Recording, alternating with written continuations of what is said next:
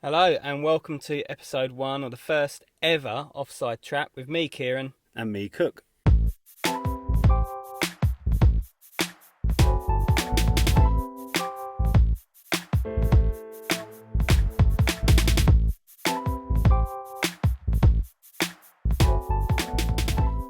So mate, how you doing?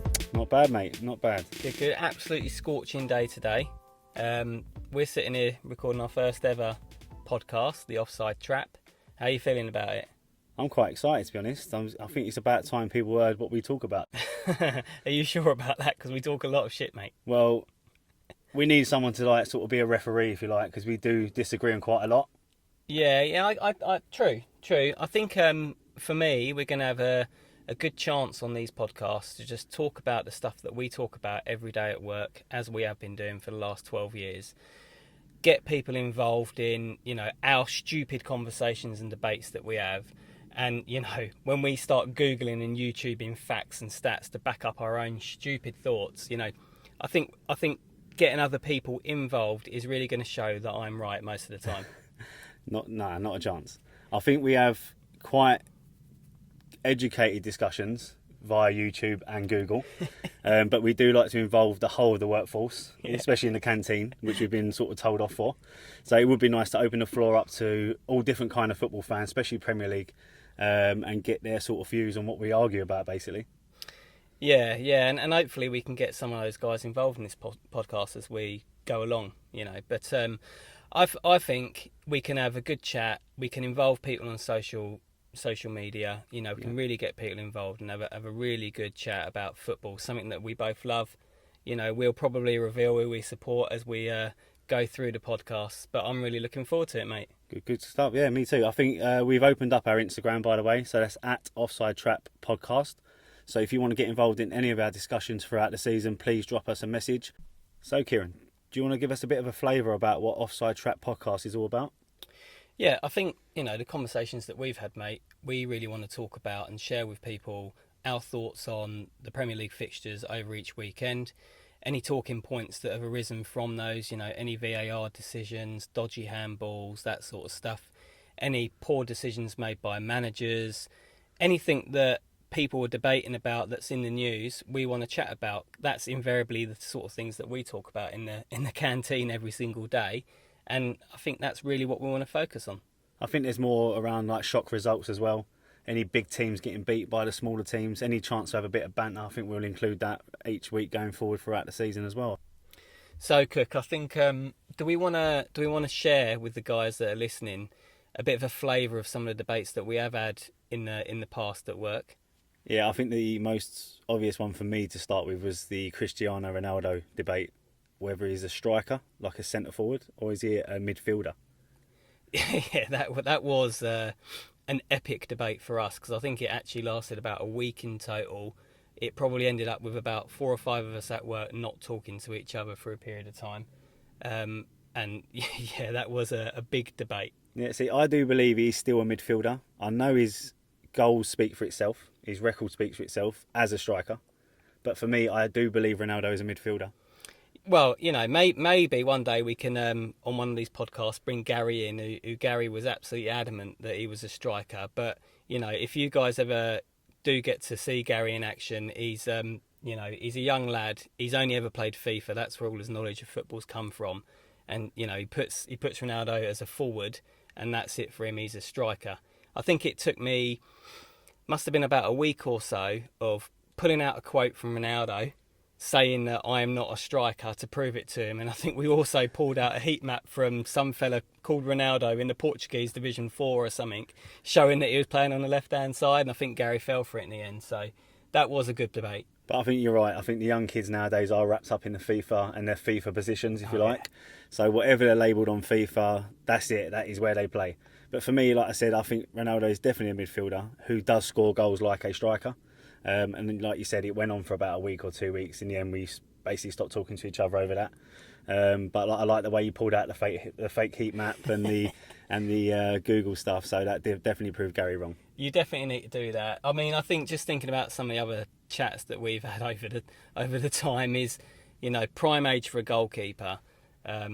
you and I really disagree on this point. Definitely, yeah. Yeah. Although I have to say, I'm starting to come around to your way of thinking a little bit, but I still do believe that goalkeepers hit their peak around about 31, 32, and you're saying that they peak at about 14, 15, wasn't it?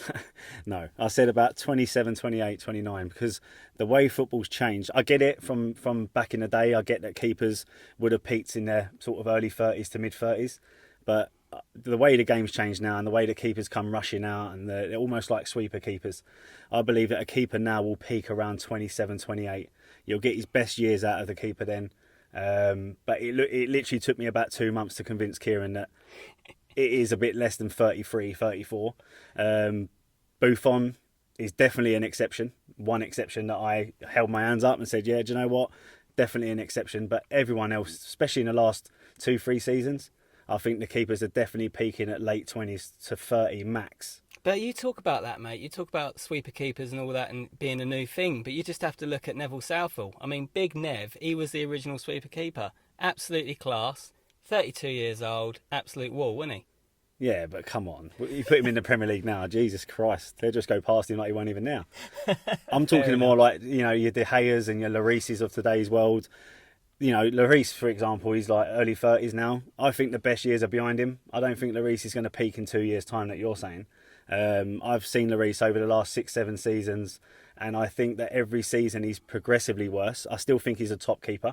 He makes top saves. But I think progressively over the seasons that they've gone by, I think Lloris is starting to decline towards his late 20s, which basically proves me right. Well, I think, as we said at the time, mate, we have to wait for De Gea and keepers of that sort of era now to go through their career, and we can see where they peak, can't we? Well, De Gea's already wobbling, let's be honest. He had a terrible season last year. How was he? Yeah, but he's just playing in the shit team, isn't he? Yeah, but come on. Like, I know Man United were poor, but you can see De Gea, he's not going to peak in 6-7 years' time. Yeah, but it's, again, you can put the best goalkeeper in the world and have, Chris Smalling and Lindelof and people like that defending in front of you. It doesn't matter how good you are, mate. No, but this is the best keeper in the world, apparently. De Gea's rated the best keeper in the world. I know Alisson's come on the scene now. It'd be interesting to see what he's like when he's 34. He looks like he's come out straight out of the pub now, Alisson. He's probably mid-20s, is it early 20s? He looks like he's come out of the pub already. So I'll be interested to see what Alisson's like when he's 33. But for me, definitely keepers are definitely peaking at late 20s, 30 max. Yeah, okay. Well, like I said, I'm slowly coming around to your way of thinking, but still yet to be proved for me. I think the only other one that massively stands out sort of in recent times is the debate around who's more successful at their club and who's achieved the most. Is it Pochettino or Klopp, which is a hot topic for us too. I'm very much in the camp of you need to win stuff to be successful. You need to be able to look back on your history and say that you've picked up cups, you've picked up leagues. For me, it's not about just getting in the Champions League. You get absolutely nothing for just getting in the Champions League when you look back in 30, 40 years' time. I think, we had this debate before Liverpool won the Champions League. So let's get that right from the start. So Klopp, when we had this discussion, Pochettino... So am I right then? No. When we had this discussion, Maurizio Pochettino and Jurgen Klopp never won a thing. So I asked the question, who is more successful, and also who has done more at their club? So who has brought their club forward the most? My argument was Pochettino. I think Pochettino has turned Spurs into a Champions League outfit. I think he's changed the whole mindset of the club. I believe that he's brought in the players that are in and believe in the philosophy that he brings into the club, which I don't think any other Spurs manager has done in years.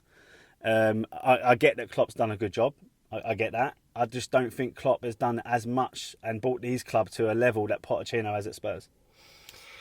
Yeah, but then, like I said, we did have that debate before the Champions League final. In fact, we had it probably start of this season just gone, probably.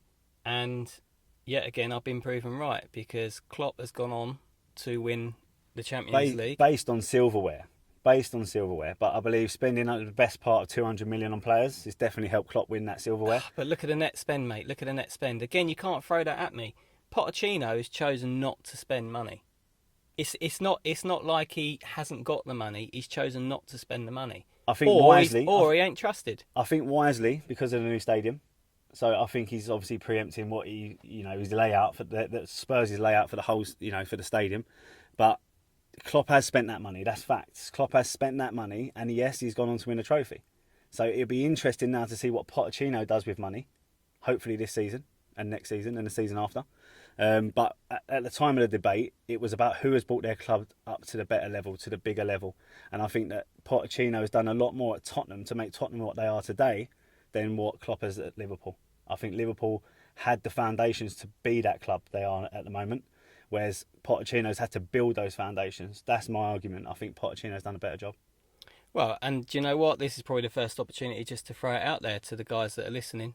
What do you guys think? What are your thoughts? Who's sort of on the right side of the debate here, me or Cook? Right, so that's enough about the past. Something that's broken the last day or two is Aaron Wan-Bissaka has joined Man United for £50 million from Crystal Palace. What do you think of that transfer, Kieran? Look, I think he's a good player. I'm always a little bit wary of when players have had a good season and then they go and sign for a huge club like Man United, particularly for that sort of price tag. You just have to think back in history when you look at some of these players that move on. I think about Wright Phillips and players like that. For me, I probably would have wanted him to stay at least another season, get another season under his belt, play the way that he's been playing at Palace. But also for me, it does signal a little bit of, where your Man United are at the moment. They're paying £50 million for an unproven player or relatively unproven player. They used to sell players to Crystal Palace, and now they're buying them off Crystal Palace. So that sort of puts for me where United are sitting at the moment currently. I mean, I agree slightly, but I do think Wan-Bissaka is a bit more than proven. I think he's had a couple of great seasons at Palace, especially last season. And I think the price of a young English talent is that sort of money. So I don't see the 50 million price tag as an issue. I think if anyone went in for Wan-Bissaka this window, I think they would have been paying that amount. Yeah, but you say that 50 million, mate, £50 million. You just look at the business that has been done in recent times. You look at Robertson at Liverpool. What was he? 3.5 mil, 4 mil, something like that. I mean, you're talking about Kyle Walker money. Kyle Walker money. He was a proven Premier League player, a proven international player. Arguably at the time the best right back in the league, and he went for 50 mil. And what you're talking about now is a young kid who, in my opinion, has had. I don't think you'd ever heard of him before this season, and. Yeah, all right, no doubt he's got talent, but £50 million, mate, he's gone to United. Yeah, I mean, when you think about it, he is only 20 million less than Van Dijk, when you think of it that way. Yeah. But I think it is the young English thing. I think it is that homegrown thing. I think it's massive to all clubs now. I think it plays a massive part in transfers now. Yeah, absolutely, mate. You do pay premium for English or British players. I mean, that's not a question for me, but that sort of, for me, shows where Man United are sitting at the moment, is that they're having to spend £50 million on a defender to replace the players, the likes of Ashley Young and Valencia. That is the situation that they're in, and £50 million, no doubt Bissaka is going to improve him. He's certainly better than what they've got, but I'm still sceptical. £50 million for a young player that, for me, has been doing it for 6-7 months. Do you worry about Man United and Solskjaer? I don't worry about it, mate. It's not something I lose sleep over, but I do think that United are in a bit of a downward spiral, and they're not quite sure how to get themselves out of it. I think that they've got two options. The first is they either spend their way out of it, but that hasn't been massively successful over the last few years. I mean, I say that, they've still been picking up some trophies here and there. Or they trust what they've got and what they've got coming through, because they've no doubt got some good young players coming through, and they try and work their way through that. If Solskjaer's the right person, I doubt it. It is my gut feeling. I'm just not sure he's qualified enough. He struggled at Cardiff. I'm just not sure that he is the type of manager United need. I personally can't see him being there for the 3-year contract. It wouldn't surprise me if he went the end of the season. I worry for United in terms of they are a massive club in this country, and I think they are really struggling to make the top 4, which is not heard of in my lifetime. I grew up watching Man United win things. Yeah. Now to see them sitting 6th in the Premier League is disastrous, especially for a club like United. Oh, it's massive and made even worse by the season that we've just had with, City just with ridiculous players and obviously Liverpool having stepped it up as well. That is just like the worst situation for Man United and their fans currently. And you're right, I think something's got to happen. They have got some good players there. You've got to remember that. They have got some good players. I mean, Rashford is a proper talent. But there just seems to be this thing that's stopping them from progressing, and I'm not sure whether that's manager or players or a combination of the two. Is that thing Mr. Pogba? Well, yeah. Do you know what? It depends how you look at the player, doesn't it? You put it on paper and you look at his stats, and you can't really argue. You can't argue with the stats that he's got in goals and assists and pass completion and key passes and that type of stuff. But as we all know, football ain't a stats game, really. It's about what you're seeing on the pitch and the results that you're getting. And his attitude stinks. His attitude absolutely stinks. For me, he's the big I am. And I'm not sure that Man United are really brought up on that. Their success wasn't built on those sort of players. I think the problem is with Pogba at United, I think they haven't got a leader. They haven't got a Roy Keane to say, look, come on, mate, you need to pull your socks up or you need to drop your attitude. Back in the day, Roy Keane would have clamped down on any player like that in the squad, especially when they were winning things. Yeah. I think they do seriously lack a leader. Oh, and actually, I think that probably goes back to even we're talking about Solskjaer, because Ferguson would never have that, and he didn't. Obviously, he sold him the first time round, and even Mike Phelan and people like that. So I think you're absolutely right there. So it'd be safe to say that United is definitely a wait and see, especially this season. Yeah, to I see think where so. they sort of end up. Yeah, I do think so. So just while we're on that then, mate, who do you think is going to be the top four? I don't know. I think the transfer window has a lot to say on it. I can't see past Man City and Liverpool being in the top four, if I'm being honest, especially if they pick up where they left off last year. Yeah. Obviously, Liverpool were impeccable, but just lost out on the league. Obviously, City were impeccable and won the league. Spurs, Chelsea with a transfer ban. Could that have an effect? Frank Lampard coming in, inexperienced in the Premiership as a manager. I think he will do a good job because I think he is Mr. Chelsea. And I think he will sort of lay down a marker this season to see where he ends up. Spurs, again, transfer window, as long as they buy the right players to improve the squad, add a bit of depth, I think they can do it. Arsenal, I'm not sure. They've definitely got the firepower, and I've heard that this week they're interested in Wilfried Zaha. Yeah. I mean, you add that to Aubameyang and Lacazette, that's a serious strike force. Yeah, unless Aubameyang goes United, as is the other rumour that we've heard. Yeah, I can't see that happening, can you? I don't know, mate. Van Persie went. Yeah, I don't know. I think Aubameyang is happy at Arsenal. I think he wants to be that Thierry Henry figure at the club. Yeah. I can't see United buying Aubameyang, to be honest. I'll be very surprised if he goes across to Man United. And can you see clubs like Wolves and Everton having any say in top four at all? Do you know what? I really like Wolves. I think they were superb last year. Yeah. I would love to see them do well again this year. Again, are they going to spend big in the transfer market? I doubt it. But I think they've got a good squad of players there to really, especially for Europa League again. I think they will look at that European competition with a bit of vigour. I think they'll go for that. I really do think they'll go for that. Everton, they are a lot of people's neutrals, favourites. I think Everton, again, with the right spend, if they had one or two players, I think they can do it. I think they let a lot of goals in, though. Yeah. I think they concede a lot, especially with a good keeper like Pickford.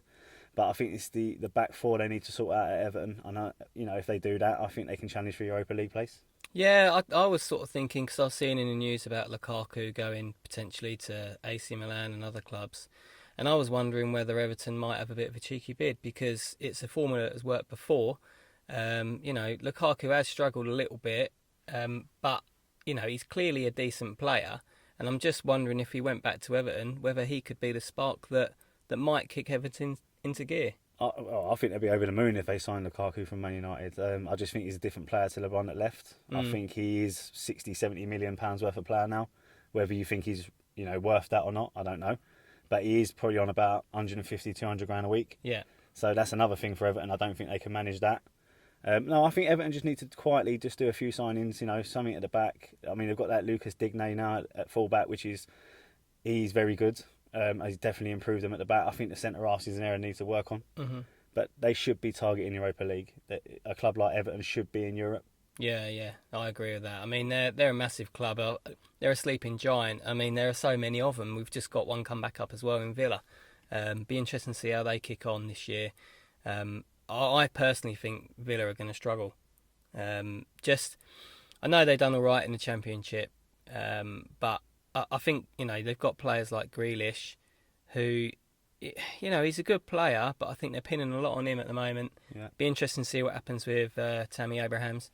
But I would have thought Chelsea would be keen to keep hold of him, particularly with this ban that they've got on transfers. Yeah, I think Tammy Abraham will settle back at Chelsea. I can't see him staying at Villa this season. No. I think it might have already been released that he's staying at Chelsea.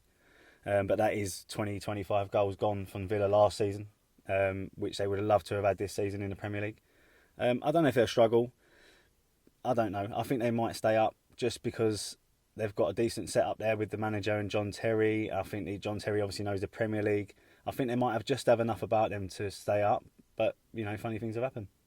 You're actually starting to sound like a professional pundit there, mate. You need to be careful.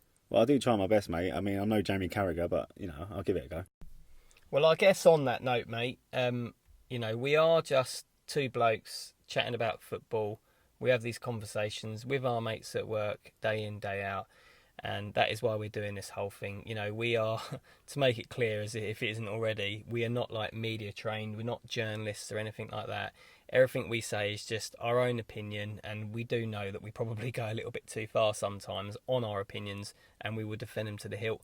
But that's really the sort of stuff that we want to talk about. Yeah, and I think they will hear that as it goes on. I think there'll be plenty of banter, and just two blokes chatting about football. So our next podcast, we are going to have a look at putting a fantasy dream team together. Now, we have, in the past, had our own leagues where we've had separate teams, but we're actually going to try and pick our own team, joint. You're going to pick 5 players, I'm going to pick 5 players, and we'll agree on the goalkeeper. Yeah, as long as he's under 30. I I don't mind. But yeah, I know, I'm quite excited. I think to pick a team together will be very different for us. We will argue, definitely, but let's do it. Let's pick a team together and try and go for it. And then we're gonna start a league ourselves, and we'll obviously share with everyone what the password is, and hopefully we can get a bit of a league table going. Yeah, we'll put that on Instagram. We'll put the league pin out. We are looking to do it on the Fantasy Premier League team. Yeah. On the website, so that's the actual Premier League website. That's where we're going to make our team, and then we'll post our league pin, and hopefully as many of you can join it and take us on. We're not experts, but we think we can beat anyone, don't we? Yeah, I think so. And well, of course we're going to beat everyone, mate. I think the thing is, we're not going to review it religiously every week, are we? No. We'll just have a look at how we've got on each week, and when your guys have played shit, I will obviously raise it, and when I've picked Salah as captain, he's banged in 5. Then I will revel in that glory. All right, no, that's fine. Let's do it. Yeah, let's get our fantasy league teams up on episode 2 of the podcast, and then like I said, we'll drop the pin in there on Instagram. Well, mate, that's episode 1 of the Offside Trap podcast. I mean, I didn't actually think we'd get round to recording it. We've been talking about doing something like this for a little while, and we've just sat here and done it. How are you feeling? Yeah, I'm quite buzzing actually. To sit there and put that together, I'm quite happy with that. Hopefully people, they like it as well, so hopefully we can keep it going. Yeah, we'll see if people like it. We'll hopefully get at least 10 or 15 downloads or something like that. But I've enjoyed it, mate. I'm really looking forward to moving in, week out. Obviously, we've got a few weeks until the season starts, so we've got a couple of things planned, like the fantasy football picking.